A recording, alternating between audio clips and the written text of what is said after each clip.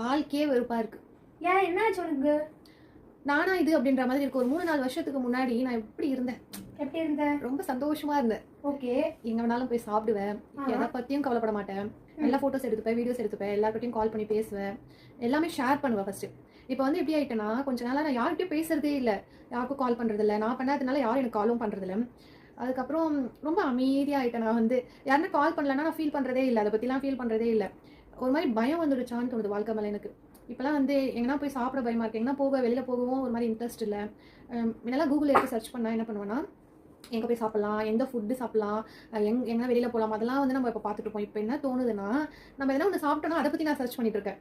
இல்லைனா உடம்புக்கு எது நல்லது, அந்த மாதிரி போயிட்டுருக்கு. இது வந்து என்ன சொல்கிறதுன்னு தெரியல, எனக்கு ஒரு மாதிரி பயம் தான் நான் இருக்கிறேன். வாழ்க்கை மேலே வந்து பயம் வந்துடுச்சு. ஒரு 3-4 வருஷத்துக்கு முன்னாடி நம்ம வந்து ஒரு ஹாப்பியாக இருந்த மாதிரி நம்ம வந்து இல்லை. எல்லாருக்கும் இப்படி தான் இருக்குதா, இல்லை எனக்கு மட்டும் தான் இப்படி தோணுதா?